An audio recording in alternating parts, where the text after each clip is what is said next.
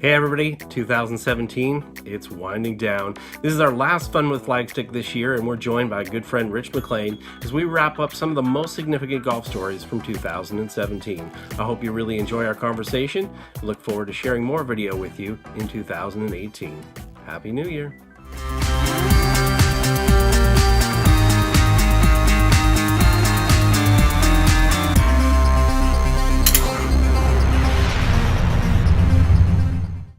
All right, welcome back. It's another Fun with Flagstick, and this time it is our year-end edition, and we're joined by our good friend Rich McLean in Ottawa. Rich, how are you? Very well, thanks. How are you doing? Pretty good. I mean, obviously, it's been a very busy year in golf, like every year is. This year obviously had some great moments and had some not so great moments. A lot to discuss, and we're going to do that today a little bit more. So why don't we wrap up the year a little bit and sort of work through everything from amateur golf, pro golf. We don't have to go deep into everything, but just maybe touch on some key things. Is there something that sort of jumped out at you this year that sort of sticks in your mind as we head into 2018 that carries over? Well, Sergio finally broke the schneid. Finally won in a 74th try, so that's huge for him. All the men's majors for me this year were really spectacular. Yeah, for sure. I mean, look down that list as far as the majors are concerned. I think every single one of them had quite a story on the men's side. Women's stories, there was a lot as well. But, tackling the men's specifically, obviously Sergio, as you said, it was quite a year for him, not only personally but professionally. He had a little split with his equipment manufacturer, but that major, I think for a lot of people who have been following Sergio's story since, going back into the late 90s and maybe that PGA championship, his duel with Tiger, we've watched him, Bethpage Black and being defied by the fans for his re-gripping. So, everybody has been very emotionally tied to Sergio, and to see him come through and win that major, I don't know if there's people that are even weren't fans of Sergio that probably really enjoyed that major championship. Absolutely, yeah. It was like you said, a big emotional win for him. It had been a long time coming. He's had a lot of ups and downs, and a very emotional guy. Obviously, a huge part of the European squad when it comes to the Ryder Cup, but another one of those guys that sort of struggled when you get away from team play and trying to make his name on his own. Yeah, and as we work our way through the majors and discuss them, there are some great stories heading into the other two, but I guess we can't really skip over the U.S. Open. Obviously, it was a big discussion about Erin Hills, this golf course, this big, brawny golf course in Wisconsin that unfortunately the wind didn't blow, and Brooks Koepka, kind of ripped the golf course apart. What were your thoughts on that U.S. Open this year? I thought it was what it was. I thought the USGA made a really good decision to use that course, and I thought they did a really good job with the setup.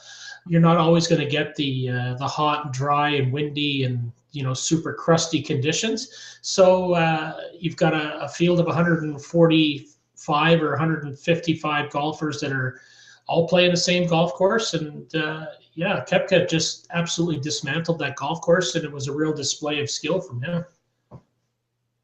Yeah, I know I had a discussion with Dr. Michael Hurdson, who was part of the design team after when he was up in Ottawa. He did the renovation work at the Ottawa Hunt Club, and he was sort of disappointed that the wind didn't blow. That was sort of the expectation.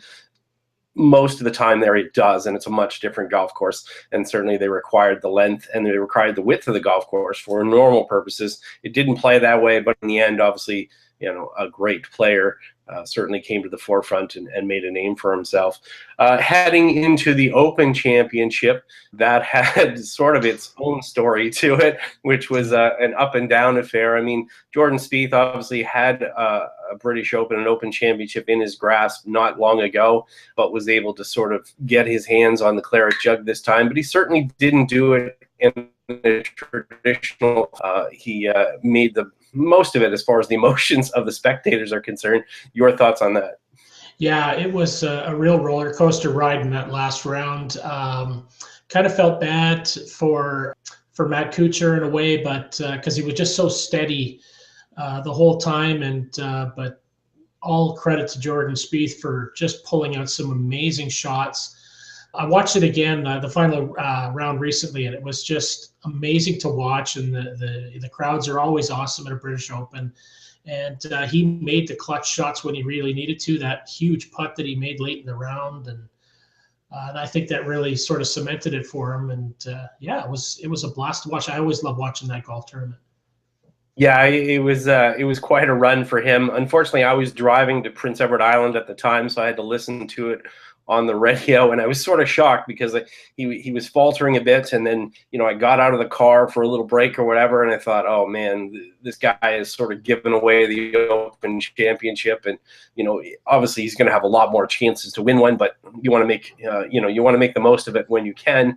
And then when I got back in the car, and all of a sudden he's making birdies and eagles, and it's just it's incredible. And then like you, I was able to watch it a few times afterwards, and it's certainly a classic for all time. And who knows how many more chances Matt Kuchar will have, but we'll see if he can get one, and who knows how many more Jordan Spieth can win in his career.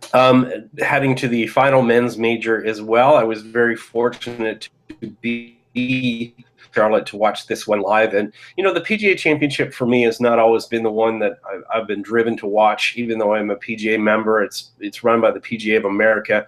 It has its certain place, obviously, within the majors. It has had some criticism over the years as far as the quality of the field, but this one was pretty special in the fact that Justin Thomas, who is a player who obviously had an amazing year, was able to get that first major victory. And for yourself, what were your thoughts on that championship? Yeah, that was sort of a back nine, similar to the Masters. The whole tournament sort of hinged around that final nine on Sunday, and Thomas basically he was a few shots behind coming into the back nine, and the leaders faltered, and he made the most of it.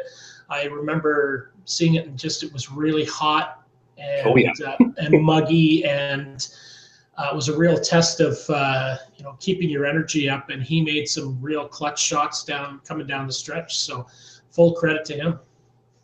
Yeah, I mean, temperatures were hovering around 100. I think there were 104 on the Saturday. That putt that he made on 10 that sort of gave him the momentum that fell in, that was probably one of the loudest cheers I've ever heard live. And then the putt he made on 17 as well. And I mean, the look on his face when he walked from 17 to 18, I've made mention of that a couple times. I was right there on the rope line watching him come from 17 going to that 18th tee box. And I wasn't sure whether he was scared, determined, or otherwise, but he certainly knew he had been doing something special, and he just wanted to get down that 18th. And the fact that his father and his grandfather were PGA members made that pretty big for him. So it was a great finish to the men's majors for the year. Now, on that vein, as far as the PGA Tour is concerned, lots of other great stories on the PGA Tour this year. I know you mentioned a little addition to our schedule here, talking about Xander Schauffele and the Tour Championship. What were your thoughts on that as far as a rookie coming through and doing what he did? Yeah, I think it's one of those situations where you're in a limited field. You've only got 30 guys. He obviously earned his way into it, but you're watching all the other big names. You're watching Spieth, you're watching Thomas, you're watching Dustin, and he just kind of cruised along under the radar, did his business, and really played lights out in that tournament. And obviously that cemented Rookie of the Year for him. Canadian Mackenzie Hughes was up in the discussion too, but until that victory by Schauffele, I think you could have picked either one of them. I mean, you mentioned as far as Mackenzie Hughes, in the wraparound season that it was, our Canadian men did fairly well on the PGA Tour this year. There were some other significant things. He won his tournament at the RSM Classic at the end of 2016, and it was part of the season. But Adam Hadwin came to the forefront this year and got a victory, and also had another significant milestone. What do you think of his play this year? Real good shot making by him. That 59 that he shot this year was just had everybody's tongues wagging, and I think he's really got the skill set to do something big. He seems to have the right mental attitude, and yeah, he looked like he was having a blast out there. Yeah, he's a guy who can really putt his ball, which is obviously very important. That 59, fairly significant, but it wasn't the only 59 this year. And we can go back and talk about the guy who became the player of the year, won that PGA Championship, another milestone for Justin Thomas. What do you think of as that scoring? The fact that a couple 59s in the same year. I mean, are players just is golf too easy for them now, or what are your thoughts on that? No, I don't think so. I just think they're that good now. Everything's tuned to the nth degree. They're athletes more so than they've ever been. They really, really work hard on their games.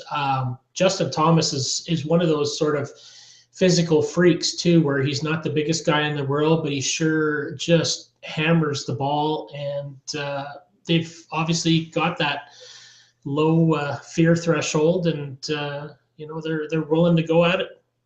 I mean, low scoring is definitely the norm out there. I mean, on the PGA Tour this year, there was obviously some other great stories as well. One player in particular, Jon Rahm, who's now currently the 4th-ranked player in the world. He started the year at 137th, whereas the year previous, 150th or so. What are your thoughts on his rise this year and how he's become a player that is always going to be, well, looks like he's going to be in the top 10 sort of area for much time to come?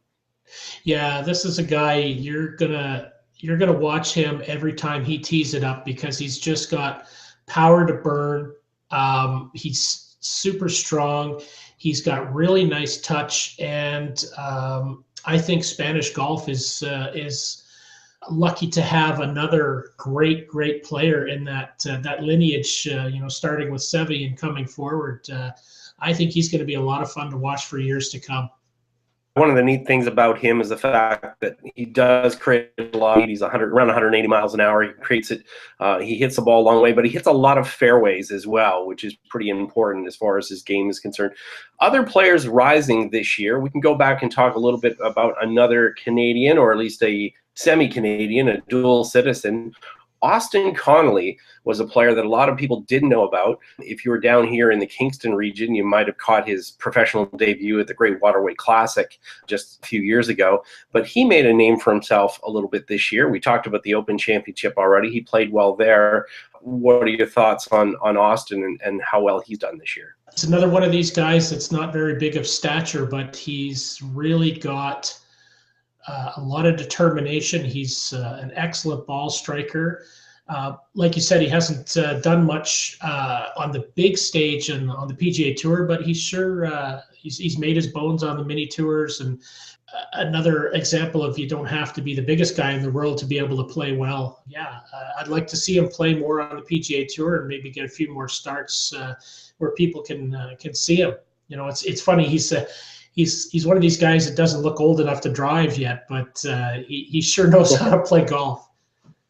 Yeah, that he does. You're right. He's not the longest guy, but he gets the golf ball in the hole. He started his year with a really strong finish in Perth, Australia, and worked in other top finishes, including obviously, his Open Championship, as far as where he got a lot of publicity for that and did well enough to secure his status for next year. So there's more that we can look forward to from Austin Connolly. Well, I mean, there's still so many stories that we can talk about as far as the PGA Tour. Maybe briefly, the Canadian Open, we had Johnny Vegas, who repeated this year at Glen Abbey, but maybe he wasn't quite all the story at Glen Abbey.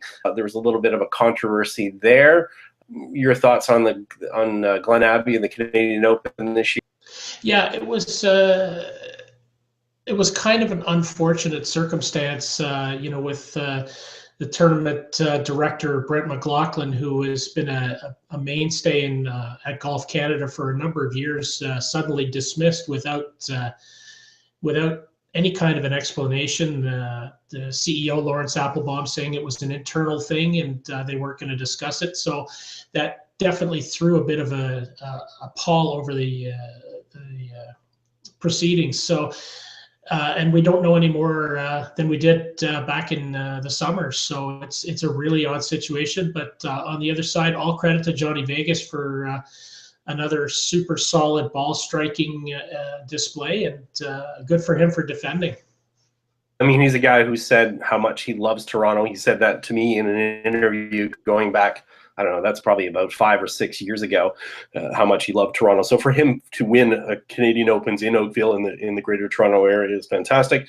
As you said, Brent McLaughlin's situation, Bill Paul stepped in, did what he did as far as taking over there and at the CP Women's Open. and tournament director going forward. I don't know if we'll ever find out what happened with Brent McLaughlin, whether we should or not anyways, but it was just kind of an odd mark on the tournament. And unfortunately, it sort of overshadowed a little bit of the tournament as far as publicity and discussion, but so be it. It's gone, and we're on to 2018. In that same vein, we can talk a little bit about on the women's side for Canada. Obviously, this year we had the last Manulife Classic. Unfortunately, it is gone now with no sponsor, but the CP Women's Open had a heck of a year in the Eastern Ontario area that we had massive celebrations, like most of the country, for the Canada 150 going on. But Ottawa, it was a big celebration at the Ottawa Hunt and Golf Club. Maybe some of your thoughts on what happened there and how good of a host Ottawa was. Yeah, obviously with Canada 150, the event being here in Ottawa, it was huge. Brooke having her home game, she played well for the first couple of rounds and made the cut. That golf course, they did a number of renovations, added a hole, a par 3 hole, since they were here last in 2007 or 2008. So all up and down the line, I think the women really, really enjoyed playing that golf course, and it produced a great champion again. Yeah, I mean, obviously, a winner who was also the winner of the U.S. Open and went on to be the co-player of the year. The Brooke story obviously was huge. I know for myself, I was around there all week, and a lot of eyes were on her. A lot of pressure was on her. On the Friday, she was struggling to make the cut. We weren't sure what was going to happen. Unfortunately, I wasn't following her at that point. Or fortunately, I guess. On the other side of it, I was caddying on the other side of the golf course for a Team Canada member, Grace St. Germain, and we could actually hear as we headed down a couple holes. I think we were on 2, and we were actually, let me think, we're on 16. We could hear what was going on over on the other side, and it was pretty quiet. So we thought, oh no, she's outside the cut line. We couldn't see a leaderboard at that point. But then obviously we heard the huge roar on 9 where she was finishing up her second round and made the cut, which obviously was a big relief for her. And her mom mentioned that to me as well when I asked her about it the next morning. Saw Brooke at breakfast the next day in player dining, and she looked very relieved, very excited, went on to shoot that 63, which just set the place on its ear. We had pretty much record attendance for that event, and certainly Ottawa did a great job. And I know we had lots of notes from Golf Canada people, from LPGA people, of what a great job Ottawa did. So kudos to all the fans, all the spectators, all the volunteers, more than 1,400 of them. And it certainly made for a great event. And hopefully they can carry some of that momentum into Saskatchewan, which is a smaller community, having it at Wascana next year in Regina. But hopefully it plays out pretty well. That said, why don't we touch on Brooke? Brooke did have 2 wins this year, lost out a battle at the PGA Champ defending. Your thoughts on her season and the level of success that she had? Yeah, solid year. Probably better early on than later. But again, she went south of the equator again to get a big win down in New Zealand. I think she's on a good trajectory right now. The CP Women's Open, I think if we kind of go back to that for a second, it was a bit of a glitch for her. But on the other hand, there's got to be a ton of pressure because you're trying to balance the expectations of not just the city that she lives in or nearby, but an entire country. It's quite a dichotomy. I can only imagine the pressure on her, and kudos for her to come back in that second round. But I think she's on a good track. We'll see what happens in 2018. I'm expecting big things from her. She's got 5 wins, or to her credit. We say all this when, this is somebody who's only 20 years old, which is pretty amazing when you think about that. I mean, her career is really just getting going. She said she's going to work on her short game a little bit over the winter. She's got an appearance coming up in a couple weeks at the Diamond Resorts International, Gary Player's charitable event, and then she'll start the season in the Bahamas. We've got some good Canadians as well that will be back on the LPGA Tour this year. So certainly probably some more success, hopefully, for them this year. It's going to be interesting as far as the play is concerned. When we talk about PGA Tour level players as well, one that we didn't mention who actually only made 1 appearance on the PGA Tour this year, but did make an appearance on the European Tour, and then made one in a special event, but certainly probably got a lot of attention, was Tiger Woods. And Tiger Woods is obviously, we've covered it in past shows here. What are your thoughts on 2018 for him, and do you think he'll be making an impact if he stays healthy? If he stays healthy, absolutely. I don't see any reason why he shouldn't. He's rejigged his swing to be able to compensate for the back issues. You know, the fusion surgery seems to have gone really well, and I don't think there's any letdown in the mental side of his game. I think he's still really keen, and he's got one motivation. He wants to win, those last 4 or 5 majors to get past Jack Nicklaus, and somewhere along the line, he'll break the record for most PGA Tour or most professional wins as well. He's at 79 wins right now. 82 is the record held by Sam Snead. One could argue he already has that record.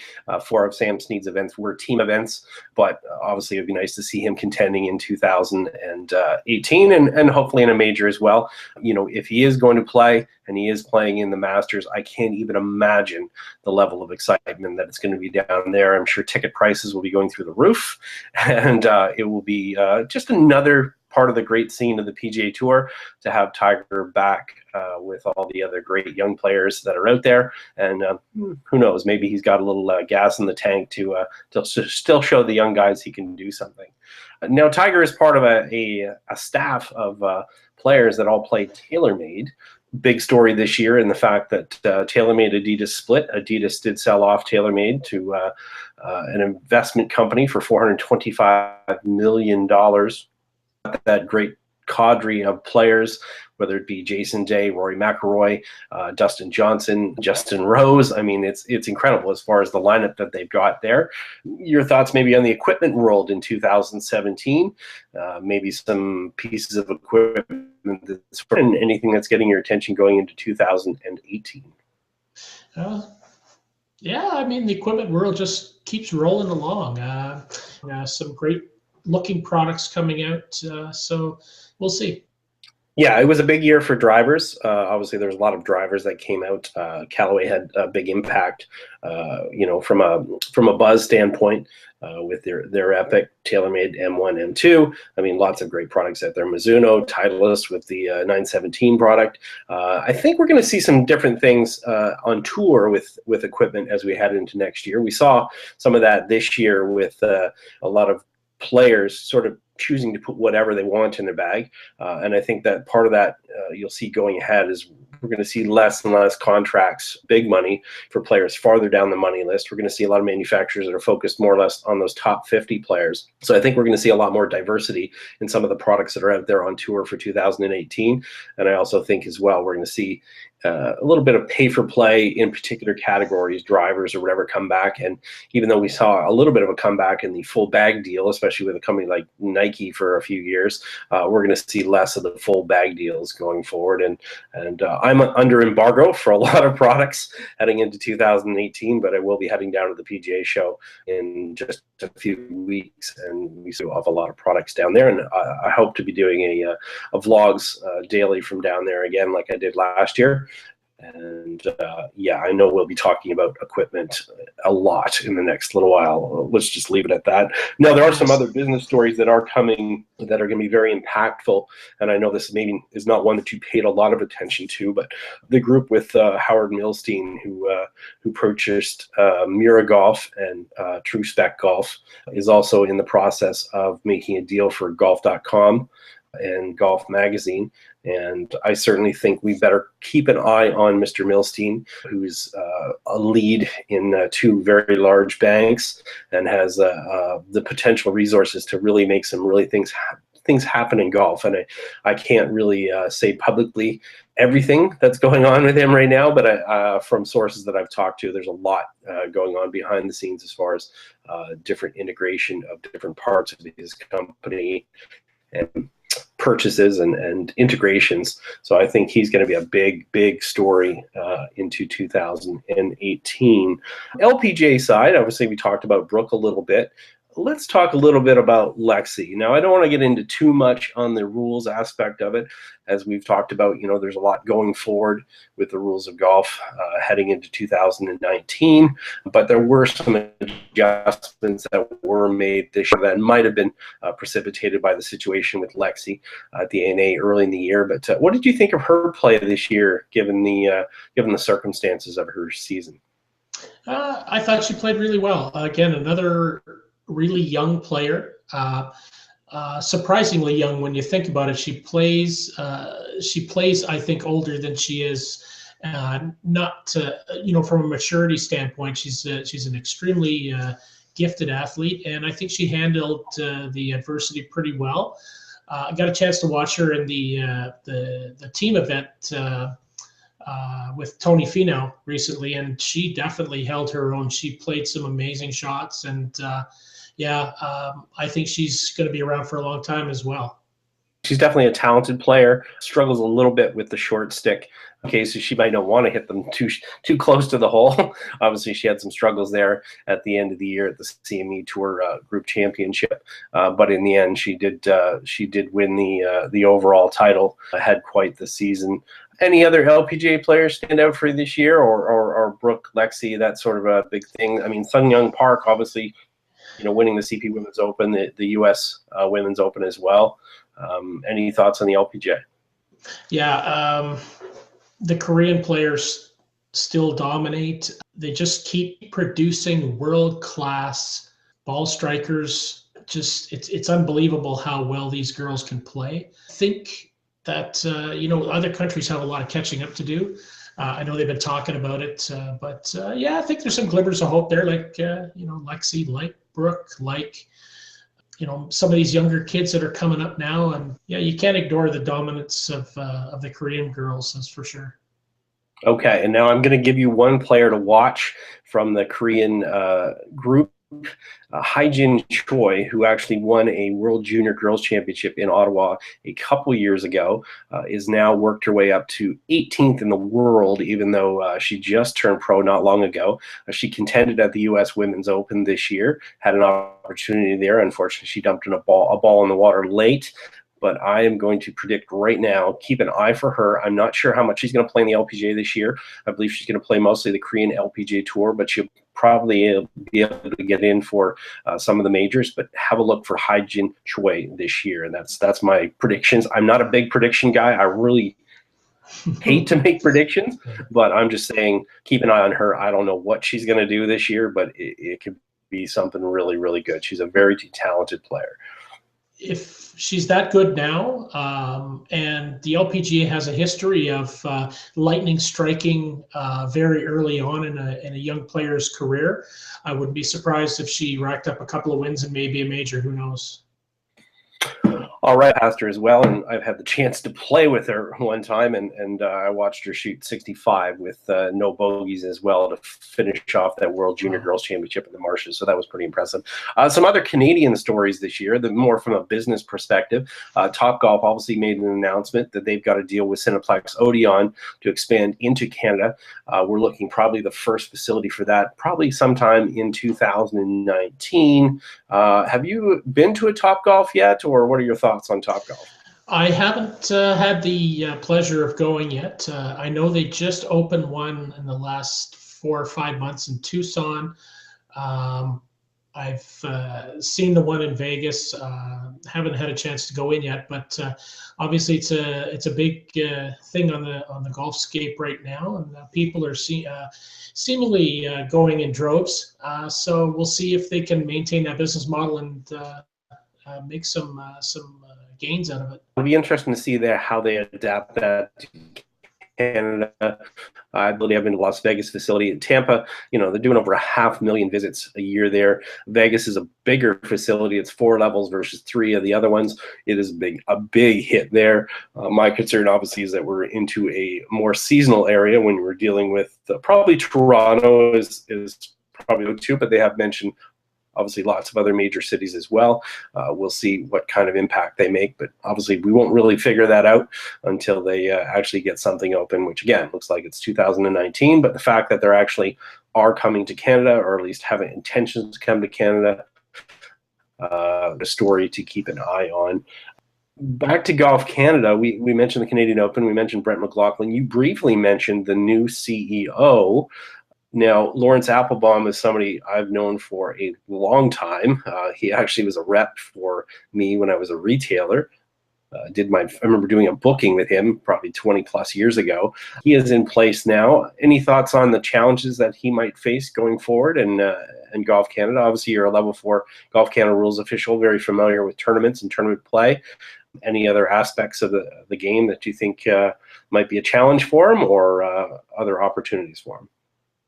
Well, one of the big discussions that we always have here is the place of that tournament, the Canadian Open, on the schedule and where it butts up against major championships. And I'd like to see if he can make some noise, turn it back into a true national championship, and get some top players here to commit and really keep it relevant going forward. I think that's been a lot of discussion around that in the last few years as it's starting to lose its relevance. Canada had the 2 PGA Tour stops at one point, and then Vancouver went away. So, the Canadian Open is it, and I would hope that he's looking in that direction to really make it like it used to be back in the old days as part of the Triple Crown. Yeah, and having had some discussions with him, and I managed to get in 9 holes with him at Team Canada Media Day early in the year, and having some chats later in the year with at the CP Women's Open with him. He certainly is listening, which is really a great thing. He's managed to tour pretty much all the country, a lot of facilities, talk to a lot of stakeholders. So he's certainly paying attention to everything on the ground and not just from the top down. And I've listened to some of the ideas and concepts and things that he's got in his mind for our 2 national championships as far as professionals are concerned, or open championships. And I think if he can manage to make some of those things happen, I think it will get a lot of people's attention. So look forward to 2018 and what he can do for there and going forward. Any other topics? I mean, we're in Eastern Ontario. I know this year it was a very difficult year for business golf courses in Eastern Ontario, especially in the Ottawa area. There was more than 1,200 millimeters of rain. It was a record rain. That I have talked to a couple golf courses, and some of them still had some success this year despite that weather. But your thoughts on the 1,200 millimeters of rain and its impact? Yeah, it was the longest spring ever that I can remember. Took a long time for the courses to dry out. Luckily, we got a nice extension this summer, and we were able to play well into fall. So I think a lot of the courses were able to recoup a lot of their lost profits from the spring.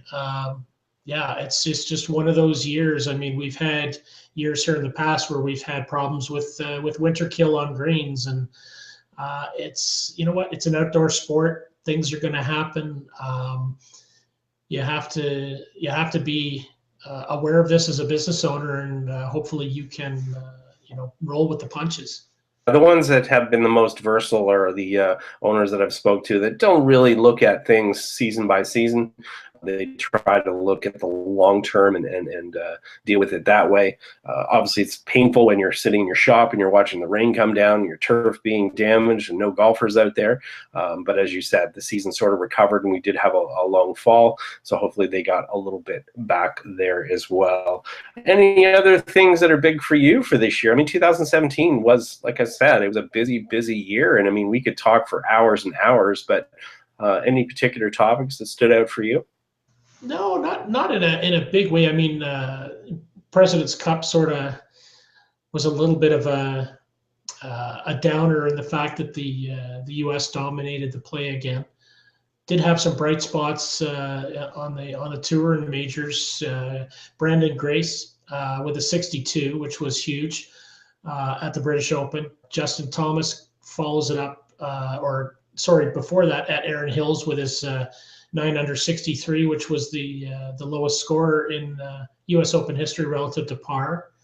That 3-wood he hit on 18 was unreal. Jordan Spieth with the big hole out at the Travelers for the win. from the bunker. So yeah, I mean, status quo as far as massive highlights go, and yeah, it was a lot of fun to watch. Now, when we talk about fun, one thing we didn't mention but the European Tour stood out this year not just for their play and for their tournament play. They had a big impact on social media. Did you catch much of their action this year on social media, and maybe how well they did, and how entertaining it was? Yeah, I did. They're whoever's doing their PR and their their digital content deserves a huge raise, because I mean, they're keeping it fresh, they're keeping it relevant, they're having a lot of fun with it. Some of those highlights for me, the fake lessons one just had me rolling. Awkward interviews was another one, which was just like just cringeworthy and yet so funny. The fastest hole competition. I mean, you can imagine every golfer getting together with three or four of his buddies trying to break that record on their own. The Rafa Cabrera Bello, the hole-in-one challenge where he hit 150 shots and didn't make one. And you could just see him getting more and more exasperated as every shot went. And he'd get so close to the hole, but the ball wouldn't go in. And they've done a fantastic job with that. So I hope to see a lot more of that in 2018, and I'd like to see the PGA Tour start to pick up on that too. I think we will. I mean, the PGA Tour has a separate channel in Scratch Golf, which they're partners with a company called Rocket Fish that I think it's Rocket Fish. I think that's the name. I know Rocket's part of it.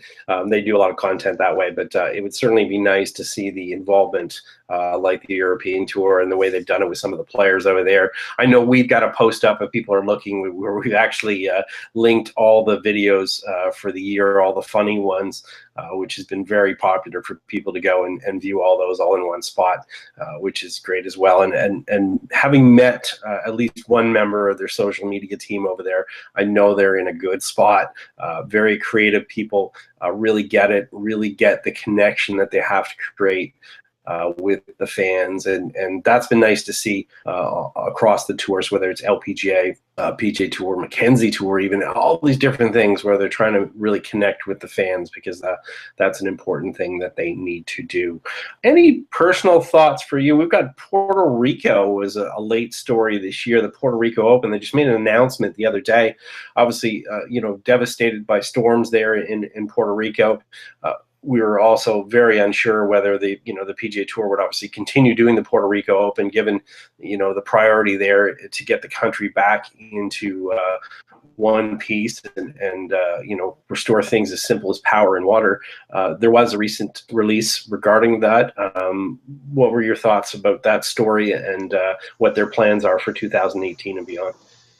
Yeah, just a horrible situation down there in Puerto Rico with the hurricane damage, and kudos to PGA Tour for stepping up and switching the event from an official event to a charity event, and all of the proceeds raised will go to hurricane relief. I can't imagine.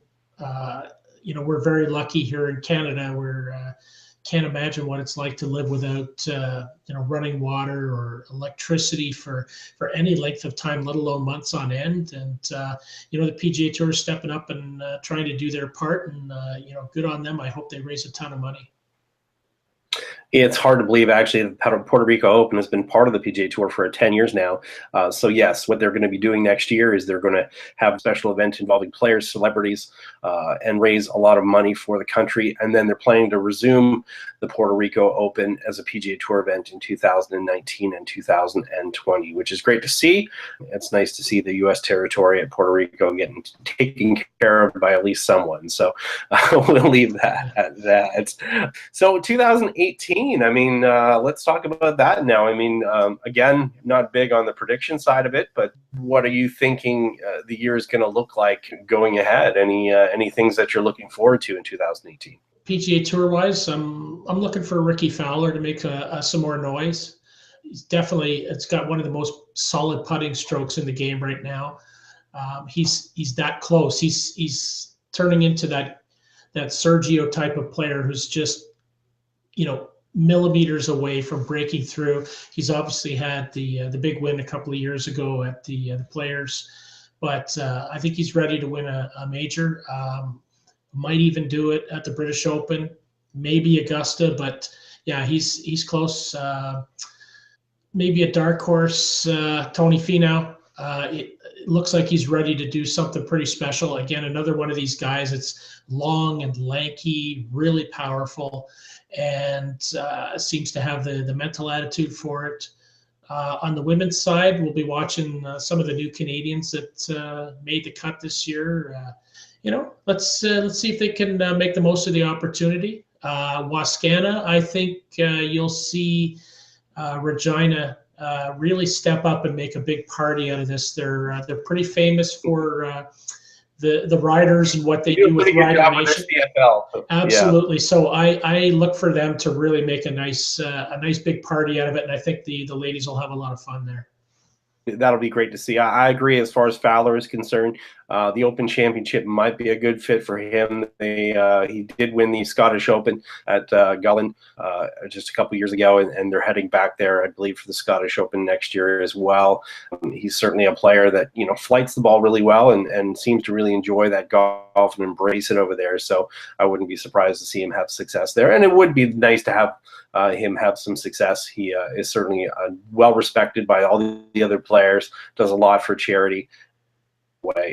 Any other thoughts on the Canadians? Obviously, we've got Hearn playing well in the fall here. He's playing on more limited status, trying to work his way back in there. Obviously, Ben Silverman had a great fall. Nick Taylor played really well in the fall. Do you predict we're going to have more Canadian wins on the PGA Tour in 2018? I hope so. Hadwin, hopefully he continues with the success he's had. Mike Weir, there's a guy who's suddenly there's a guy who's come back out of the woodwork. He looks like he's swinging freely again. So I'd like to see him at least get back in contention again, because it's been a long, long time. And a lot of these young Canadian guys are basically have him to thank, I think, for their careers, because he set an example in the last 10, 15, 20 years. And I think it would be sort of an elder statesman come home kind of nice time for him, and I'd like to see him win for sure.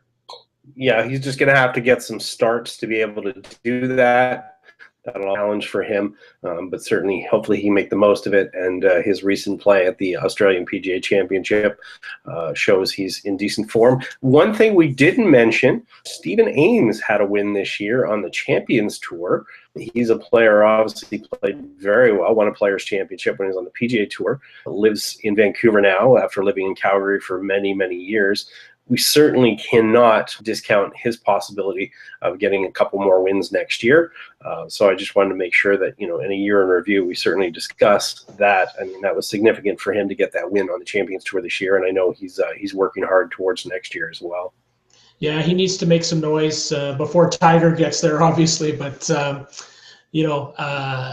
Bernhard Langer's got to slow down at some point. So the man's a machine. He keeps cashing checks and winning tournaments. But yeah, Stephen Ames has the game to be able to win on that tour as well. And I wish him all the best next year. All right, with that, I think we'll wrap up. Really appreciate. I've enjoyed doing this so far, Rich, just at the end of the year here in 2017, but certainly we expect to do it a lot more in 2018. Thank you for your time and your insight, and I'm looking forward to the next season. Yeah, absolutely. Same to you. All the best to you and your family, and I'd like to wish everybody happy holidays, happy New Year, and we'll see you in 2018.